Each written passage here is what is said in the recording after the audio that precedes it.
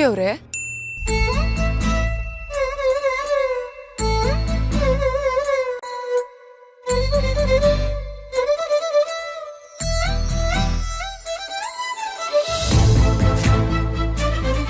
ಇದೇನಿದು ಹೀಗೆ ರೆಡಿ ಆಗಿದ್ದೀರಾ? ಹೊಸಿ ಡಿಫ್ರೆಂಟ್ ಆಗಿರ್ಲಿ ಅಂತ ಅಮ್ಮಿಯರೇ.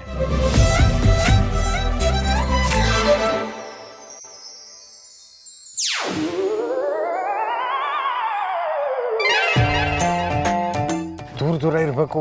ಈ ಸುಖಕ್ಕೆ ಅಲ್ಲಿಂದ ಇಲ್ಲಿವರೆಗೂ ಯಾಕೆ ಬರ್ಬೇಕಿತ್ತು? ಅಲ್ಲೇ ಇರ್ಬೇಕಿತ್ತು. ನಾನು ಬಂದಿರೋದು ನಿಮ್ಗೋಸ್ಕರ, ನಿಮ್ಮ ಪಿರುತಿಗೋಸ್ಕರ. ಆದ್ರೆ ಅಪ್ಪಯ್ಯನ ವಿಷಯವಾಗಿ ನಾವಿಬ್ರು ದೂರ ಇರಲೇಬೇಕು. ನೀವೇನಾದ್ರೂ ಆ ಜ್ಯೋತಿಷಿ ಹಾಗೆ ಹೇಳಿದ್ದಾನೆ ಹೀಗೆ ಹೇಳಿದ್ದಾನೆ ಅಂದ್ರೆ ನಾನು ಬರಲ್ಲ.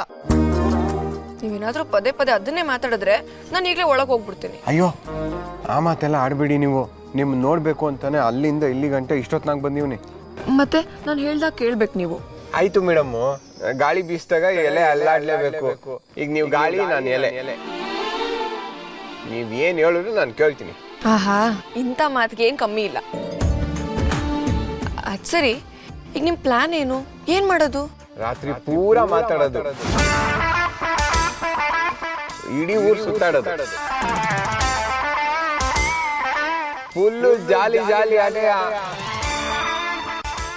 ಆಮೇಲೆ ಆಮೇಲೆ ಇನ್ನೇನಿರ್ತದೆ, ನಿಮ್ಮನ್ನ ಹೆಂಗ್ ಕರ್ಕೊಂಡು ಹೋದ್ನೋ ಹಂಗೆ ವಾಪಸ್ ಮನೆಗೆ ಕರ್ಕೊಂಡ್ಬಂದು ಸೇಮ್ ಆಗಿ ಮನೆಗೆ ಬಿಟ್ಬಿಡೋದು. ಎಷ್ಟೊತ್ತಿಗೆ ಕರ್ಕೊಂಬರ್ತೀರಾ? ಆದಷ್ಟು ಬಿರ್ದೆ ಕರ್ಕೊಂಬತ್ತೀನಿ. ಒಂದು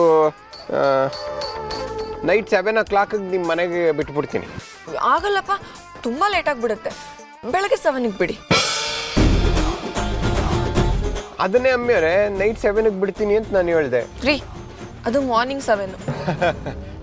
ನಂಗೆ ಗೊತ್ತಾಗಲಿಲ್ಲ ಅಮ್ಮಿಯವ್ರೆ. ಸರಿ ಸರಿ, ಬಿರಿನಿ ಹೋಗಿ ರೆಡಿಯಾಗಿ ಬಂದ್ಬಿಡಿ.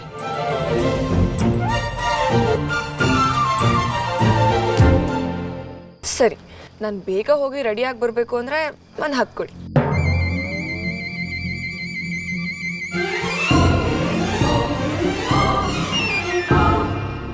ಪ್ರೇಮನೇ ನನ್ನ ಪ್ರಾಣ.